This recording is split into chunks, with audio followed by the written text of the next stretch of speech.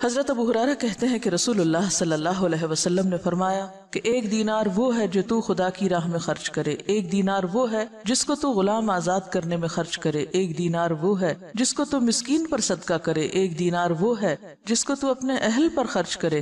ان سب میں اپنے اعتبار سے سب سے بڑا دینار وہ ہے جس کو تو اپنے گھر والوں پہ خرچ کرے۔ آپ سب کو ایک وعدہ کرنا ہوگا مجھ سے، سب بیٹوں والی مائیں اپنے بیٹوں کو یہ حدیث لفظ لفظ پڑھائیں گی، سب ساسیں جو اس وقت ساس بن چکی ہیں خاص طور پر بیٹوں کو یہ حدیث سنائیں گی۔ یہ قرض ہے آپ پر۔ آپ کو پتہ ہے بہت سے جھگڑے کہاں سے شروع ہوتے ہیں؟ کہاں سے شروع ہوتے ہیں؟ جب مرد حضرات اپنی ذمہ داری نہیں پوری کرتے۔ کیوں نہیں کرتے؟ اس کے کئی اسباب ہو سکتے ہیں۔ اس میں ایک سبب یہ ہوتا ہے کہ بیٹا کرنا چاہتا ہے، ماں نہیں کرنے دیتی، کہتے سب کچھ بیوی کو ہی دے ڈالو گے، سب کچھ بچوں پہ خرچ کر ڈالو گے۔ ٹھیک ہے، اس میں اعتدال چاہیے، سب کچھ بچوں اور بیوی کے لیے نہیں، لیکن ان کی ذمہ داری پوری کرنا۔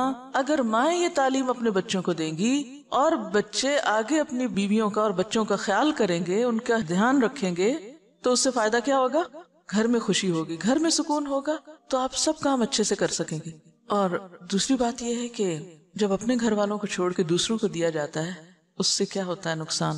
جو لے کے جاتے ہیں ان کے لیے دلوں میں نفرت اور عداوت پیدا ہوتی۔ مائیں یہ تو بیٹوں کو ضرور سکھاتی ہیں، دیکھو بہن ہے تمہاری، اس کو بھی دینا ہے، یہ بھانجے ہیں، یہ بھتیجے ہیں، یہ فلاں ہے، یہ فلاں ہے، سب کو دینا۔ نہیں سکھاتے تو کیا نہیں سکھاتے؟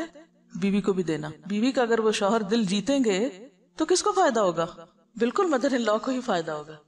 لیکن اس کا یہ مطلب نہیں کہ بیویاں پھر واحد وارث بننا چاہیں سارے مال کی۔ دیکھیے مرد حضرات عام طور پر ان معاملات میں بیوی پہ بہت انحصار کرتے ہیں، وہ کہتے ہیں جدھر تم چاہو دے دو۔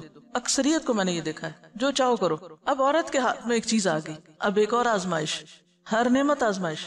اب اس پہ کیا فرض عائد ہوتا ہے کہ وہ سارا کچھ چھپا کے اپنے پاس ہی نہ رکھ لے۔ پھر اگین جب بہو پہ بات آتی ہے تو بہو اور بیٹی کے یا نند بھاوج کے آپس میں تعلقات کیوں خراب ہوتے ہیں؟ مثلا شوہر نے کچھ دیا، بہن کو نہیں دکھانا، چھپانا ہے، ساس سے بھی چھپانا ہے، اس سے بھی چھپانا ہے، اس سے بھی چھپانا ہے۔ اس کے کوئی وجوہات ہو سکتے ہیں، لیکن ان مسائل کو کم کرنے کے لیے اصل جو چیز چاہیے وہ دلوں کا بڑا ہونا ہے۔ جو لے جاتا ہے لے جائے، میرا حصہ کوئی بھی نہیں لے جا سکتا، میں نے انشور کرایا ہوا ہے، کوئی نہیں لے جا سکتا میرا، جو میرے حصے میں وہ آئے گا۔ اور اگر اللہ ہی نے نہیں لکھا میرے حصے میں، کسی کو دینے کی توفیق نہیں ہوگی، چاہے میں ٹکرے مار کے مروں، نہیں مل سکتا، لکھا ہی نہیں میری قسمت میں۔ تو اس لیے ان معاملات میں تھوڑی بے پرواہی کی بھی ضرورت، تھوڑی نہیں بلکہ بہت، دلوں کی وسعت کی بھی ضرورت ہے۔ شوہر رازق نہیں ہوتے، رازق کون ہے؟ اللہ۔ اگر وہ ہمیں دینے کی بجائے ماں کو دے رہے ہیں، بہن بھائیوں کو دے رہے ہیں، باہر کہیں دے رہے ہیں، تو اس پہ بہت جلنے کوڑنے کی ضرورت نہیں۔ جو آپ کا وہ آ جائے گا، جو اللہ نے آپ کے لیے لکھا ہے وہ کہیں سے بھی آئے گا۔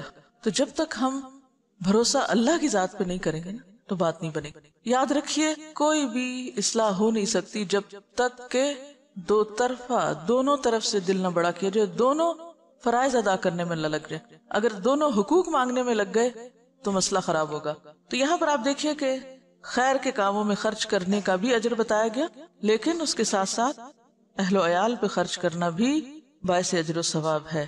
اور ذمہ داری میں نے آپ پہ امانت ڈال دی ہے، بیٹوں کو یہ حدیث سنانی ضرور ہے اپنی زبان سے۔